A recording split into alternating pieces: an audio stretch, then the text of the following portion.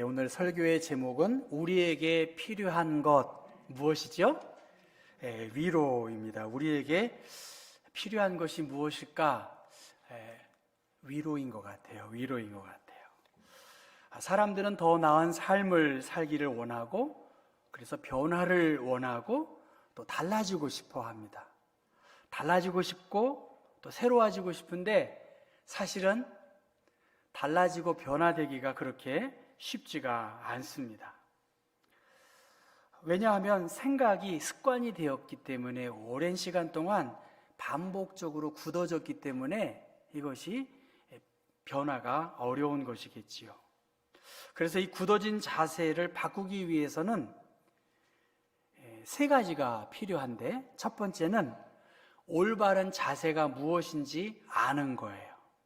그리고 자신의 틀린 자세를 발견할 수 있어야 돼요. 아까 헝가리 교회가 개혁교회라고 말하면서 리폼드 처치라고 그렇게 말했어요. 그러니까 모양을 다시 한번 자리 잡아보는 것이죠. 그리고 세 번째는 바른 자세를 반복하는 것입니다. 생각의 습관도 마찬가지라는 거예요. 자신의 왜곡된 믿음이 무엇인지 알아야 하고, 어느새 그 믿음대로 살아가고 있는, 어느새 잘못된 길에 접어든 자신을 인식하는 것이 중요하다는 거예요.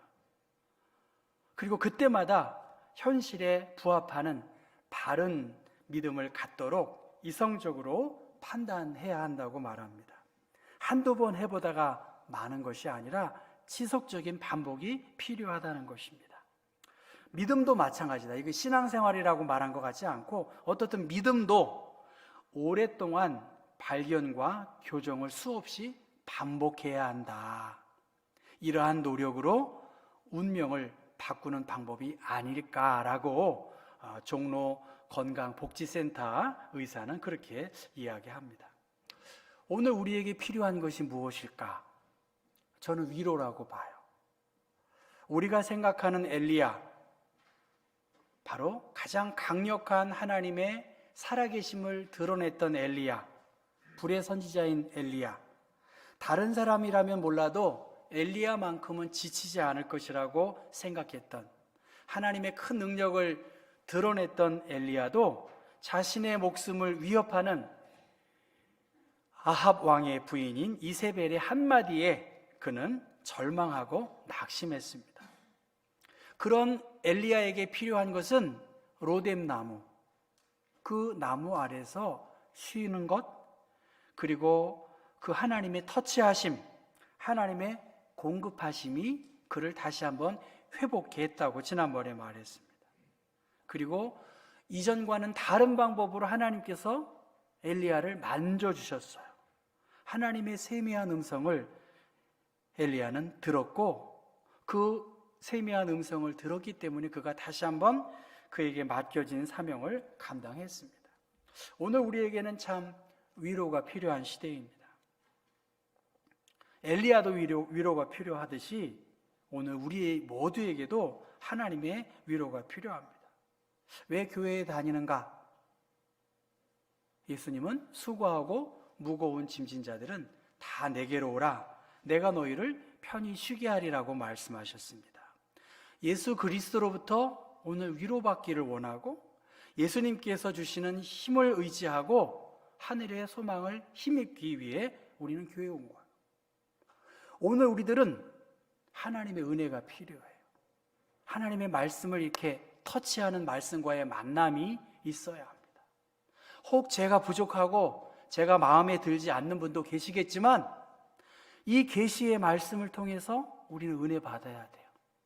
이 성경을 통해서 선포되어진 이 말씀을 통해서 은혜 받아야 돼요. 내가 생각했던 것으로만 하나님이 역사하지 않는다는 것입니다. 하나님의 세미한 방법, 지금 나는 하나님께로부터 위로를 받아야 되겠다 하는 그러한 마음을 가져야 합니다. 바울 선생은 지중해 중심으로 많은 선교 여행을 했다는 것을 압니다. 1차 전도 여행, 2차 전도 여행, 그 2차 전도 여행을 다시 한번 돌보기 위해서 3차 전도 여행을 하게 됩니다. 오늘 읽지는 않았지만 1장 8절의 말씀 보면 형제들아 우리가 아시아에서 당한 환난을 너희가 모르기를 원하지 아니하노니 그렇게 말합니다. 여기서 아시아는 어딜까요? 아시아는 저 십자가에 있는 여기입니다. 터키에 있는 초대 요한계시록에 나온 7개입니다. 이 아시아는 에베소를 말해요. 이 에베소에서 사도 바울은 3년 동안 가르치고 복음을 증거했습니다. 그런데 그 바울 사도를 반대하고 대적하는 무리들이 있었어요. 그래서 그가 이 빌립보라고 하는 오늘 유럽이라고 하는 것이죠. 이 마케도니아로 그가 이동을 합니다. 물론 이동하기에 앞서서 이 고린도, 여러분 오늘 1장 1절의 말씀 보면 디모데는 고린도에 있는 하나님의 교회와 또 온 아가야에 있는 모든 성도들에게 말하죠. 그러니까 고린도, 아가야, 헬라, 그리스 이건 같은 지명이에요. 이해하시겠죠? 문제, 아시아는 어디라고요? 에베소, 오늘의 터키이고요. 또 고린도는 아가야와 같은 지역이고 헬라와 그리스가 같은 지역입니다. 이해하시겠죠? 그런데 이 고린도, 바울이 개척한 이 고린도 교회가 바울에게 대하여 이렇게 불편한 이야기들을, 갈등을 이렇게 막 해가지고 바울을 힘들게 했어요. 그래서 바울이 찾아갑니다. 바울이 찾아가도 이 고린도 교인들이 바울의 리더십을 인정하지 않아요. 고린도 전서를 이 디도를 통해서 편지를 보냈는데 이 고린도에서 바울은 이 마케도니아로 갑니다. 마케도니아로 가서 지내다가 디도를 통해서 고린도 교인들이 디도의 권면을 받아들이고 또 디도를 통해서 바울의 사역을 이해했고 가난하고 힘든 예루살렘 교회를 구제하기 위한 연보를 풍성하게 했어요. 성경은 힘에 붙이도록 풍성한 예물을 드렸다라고 말합니다. 그러니까 디도를 통해서 마케도니아에서 고린도 후서를 쓰게 됩니다. 이해하시겠죠? 고린도 전서와 고린도 후서. 그러니까 고린도 후서를 쓰게 된 바울의 마음은 어떻습니까? 좋겠지요. 제 말씀 따라오시나요? 그렇죠? 왜냐하면 전에는 바울을 막 힘들게 하고 사도에 대한 사도성도 없고 추천서도 없고 파송장도 받지 못한 네가 어떻게 우리의 선생이 될 수 있겠느냐? 너는 텐트를 만드는 그 일을 가지고 있으면서 어떻게 하나님의 일을 하고 있느냐? 그리고 너 헌금 좀 유용한 거 아니야? 그런 이야기를 하고 있기도 하고요. 바울이 그렇게 말이 유창한 사람은 아니었던 것 같아요. 그래서 말이 능하지 못한 그러한 여러 가지 모습에 대해서 바울이 힘들었는데 디도를 통해서 전해 들은 소식은 어떻게 해야 돼요? 그 고린도 교인들이 달라지고 변화되었다는 거예요. 그리고 바울을 오히려 협력하고 돈을 통해서 이 예루살렘 공동체를 돕도록 하는 일에 주요한 역할을 했다는 소식을 듣고 기록한 것이 고린도 후서니까 우리가 1절과 2절을 읽지는 않았지만 이 고린도 교인들을 축복하고 고린도 교인들에 대한 감사한 마음을 갖고 3절과 4절 읽어볼까요? 찬송하리로다. 그는 우리 주 예수 그리스도의 하나님이시요 자비의 아버지시요 모든 위로의 하나님이시며 우리의 모든 환난 중에서 우리를 위로하사 우리로 하여금 하나님께 받는 위로로서 모든 환난 중에 있는 자들을 능히 위로하게 하시는 이시로다. 하나님께 찬송과 감사를 드렸고 그 하나님은 자비로우신 하나님이시고 모든 위로의 하나님이심을 고백한 거예요. 나를 그렇게 힘들고 핍박했던 그들이 나를 돕고 나의 뜻을 같이 한 이 일을 이루신 하나님, 내 마음을 아시고 나를 불쌍히 여겨주시고 나를 공감해 주신 하나님, 어려움에 부닥친 나를 위로해 주신 하나님. 지금 바울에게는 하나님의 위로가 필요했는데 이 하나님의 위로하심이 마케도니아 지역에서 경험하게 되었다는 것입니다. 바울은 비단 이 고린도 교회에서만 핍박을 받은 것이 아니에요. 그렇게 왕성하게 에베소에서 사역을 펼쳤음에도 불구하고 자기의 이해관계에 의해서, 왜냐하면 하나님을 믿는 사람들이 더 늘어나면 그만큼 우상 숭배하는 사람들이 줄어들 거 아니에요. 그것으로 생업을 한 사람들에게 힘들게 한 것에 대해서 박해를 받았기 때문에 에베소에서도 고린도에서도 그는 많은 어려움을 겪고 있었습니다. 우리가 알고 있듯이 그는 항해를 하면서 바다의 위험, 강물의 위험도 경험하게 되었고요, 강도의 위험, 동족으로부터 위험을 당했고 40에 하나 감한매를 5번이나 맞기도 하고 또 여러 곳에서 돌을 맞기도 하고 몽둥이에 맞는, 정말 삶의 일체의 비결을 배울 정도로 그는 많은 어려움을 경험하게 되었습니다. 그 많은 어려움과 걱정 앞에서 그럼에도 불구하고 여러 교회에 대한 걱정이 짓눌려서 그 일을 감당하지 않을 수 없었기 때문에 그 일을 감당했는데, 알고 보니까 디도를 통해서 전해 들은 그 소식은 하나님이 이렇게도 역사하시는구나, 그리고 하나님이 이렇게 나를 위로해 주시는구나 하는 경험을 하게 되었습니다. 바울의 삶 가운데 수많은 환난, 거룩한 부담, 그러한 일들 속에서 어려움도 있었지만 하나님이 이 일을 이때 이루시기 위해서 나에게 어려움을 주셨구나, 그리고 그 어려움이 변하여 바울에게 큰 위로가 되었다는 것입니다. 그래서 5절 말씀 보면 그리스도의 고난이 우리에게 넘친 것 같이 우리가 받는 위로도 그리스도로 말미암아 넘치는도다라고 말합니다. 그러니까 예수님께서 고난당하시고 십자가에 죽으신 그를 다시 살리시고 잠자는 자들의 첫 열매가 되게 하신, 그래서 우리에게 생명과 구원을 주신 이 하나님의 일하심을 생각하면서 바울은 위로를 받았습니다. 그 하나님의 위대하심을 생각하면서 고린도후서 13장 4절의 말씀 보니까 그리스도께서 약하심으로 십자가에 못 박히셨으나 하나님의 능력으로 살아계시니 우리도 그 안에서 약하나 너희에게 대하여 하나님의 능력으로 그와 함께 살리라라고 말씀하셨습니다. 그러니까 바울이 위로받을 수 있는 근거는 하나님, 예수 그리스도, 하나님을 통해서 영광을 드러낸 예수 그리스도, 그를 통해서 그는 고통도 견디어냈고 지금의 고난은 장차 그에게 주어질 영광과 좋게 비교할 수 없었기 때문에 하나님의 위로함을 받았다고 10번이나 이야기하고 있습니다.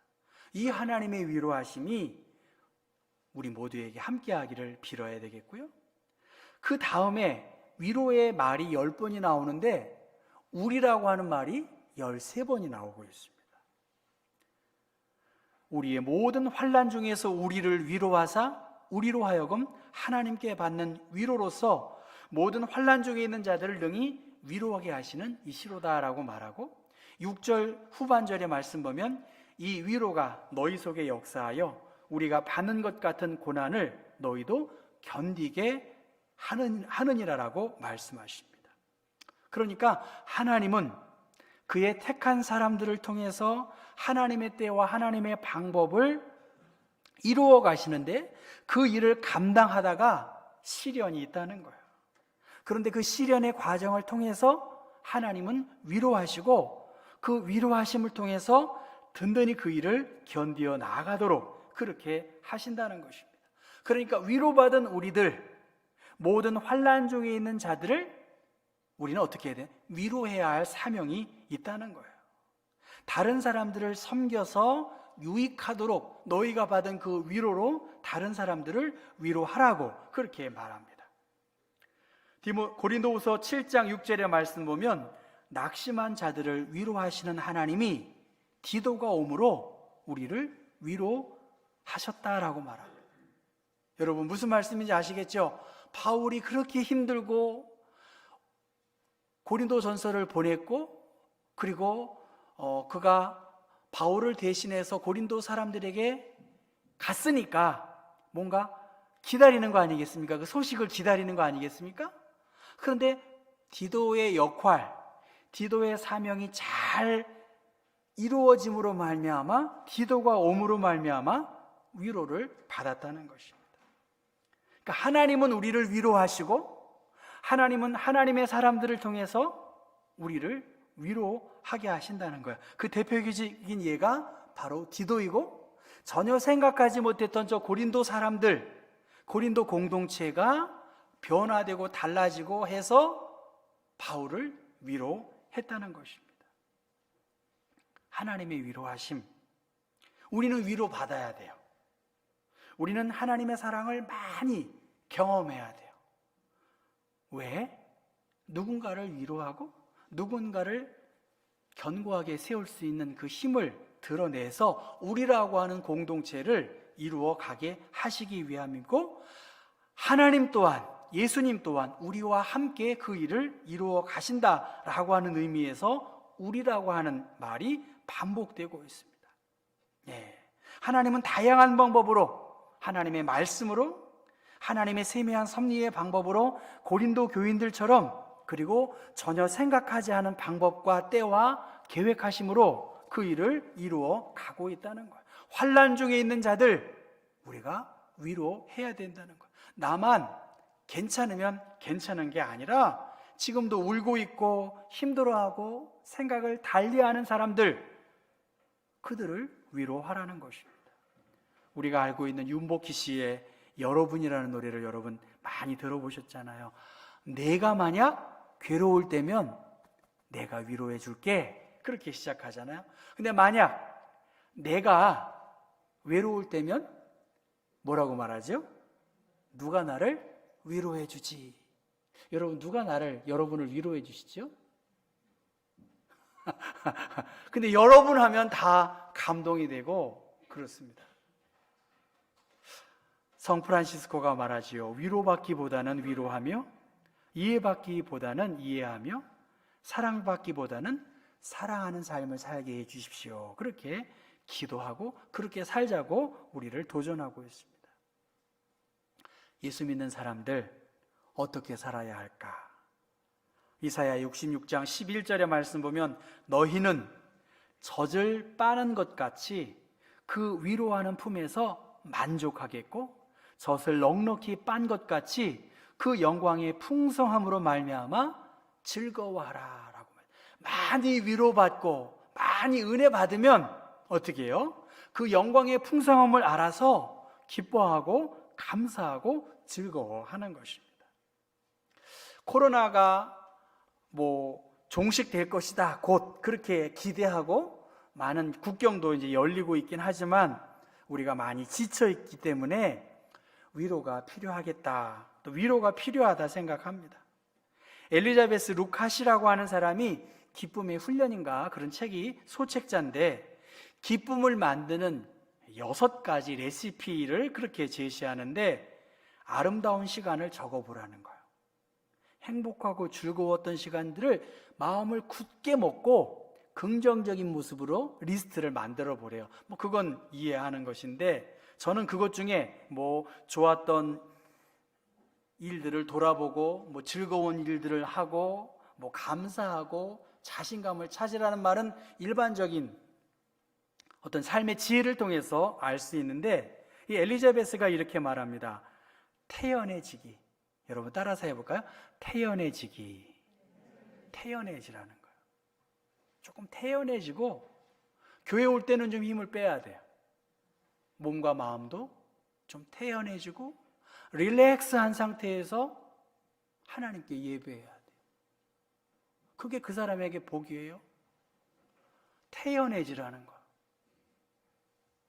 저 또한 태연해지려고 해요. 태연이라는 말을 그 저자는 이렇게 말해요. 우리가 불행을 두려워하면 불행이 찾아오고, 올 테면 와라 하는 식으로 태연하게 대처한다면 불행은 우리에게 가까이 오지 않는다. 안 올까요? 올 것 같긴 한데, 이건 심리학 박사들이 말하는 거예요. 태연해지면 불행도 빗나간다고 말합니다. 그게 기쁨을 만드는 6가지 레시피의 한 가지 방법입니다. 지쳐 있어요. 힘들어요. 그런데 교회에 나오고 사순절을 보내고 십자가의 묵상을 통해서 조금 태연해지는 거예요. 조금 유연해지는 거예요. 바리새인처럼 사두개인처럼 그 많은 지식과 가문과 문벌을 자랑했는데 그 사람들은 태연하지 않았어요. 그런데 어떤 사람이 태연했나요? 내가 죄인입니다. 나는 이 직분을 받기 어렵습니다. 그렇게 생각하고 죄인된 자로 주님께 나온 자에게 하나님의 은혜가 넘쳐났습니다. 디도 같은 사람, 고린도 교인 같은 사람, 또 하나님은 하나님이시기 때문에 당연히 우리를 위로하시겠지요. 바울은 수많은 은혜, 수많은 위로를 힘입었기 때문에 지중해를 그렇게 돌아다니고 또 돌아다니고 매맞으면서 생명을 살리는 일들을 위해서 아낌없이 삶을 불태웠습니다. 자비의 하나님께서 수많은 방법으로 하나님께서 위로해 주세요.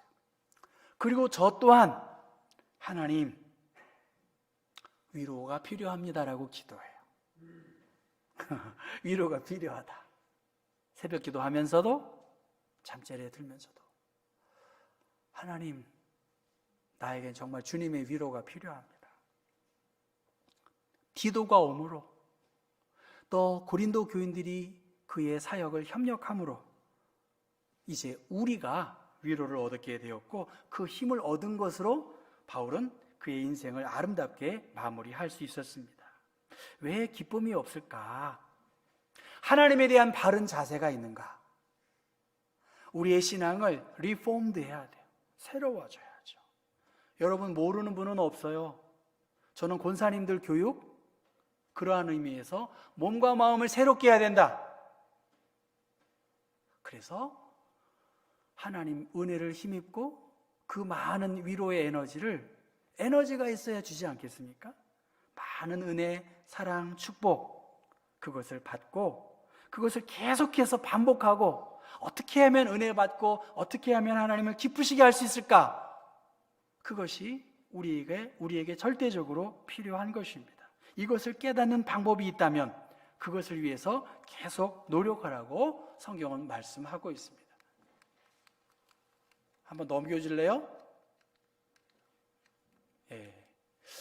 같이 한번 읽어보겠습니다. 우리 주 예수 그리스도의 하나님이시요 자비의 아버지시요 모든 위로의 하나님이시며 우리의 모든 환난 중에서 우리를 위로하사 우리로 하여금 하나님께서 받는 위로로서 모든 환난 중에 있는 자들을 능히 위로하게 하시는 이시로다. 이 하나님의 자비하심, 이 하나님의 위로하심, 또 누군가를 디도와 같이 그리고 고린도 교회의 사람들처럼 위로하실 수 있는 하나님의 사람들 되실 수 있기를 주님의 이름으로 부탁드립니다. 다 함께 일어나셔서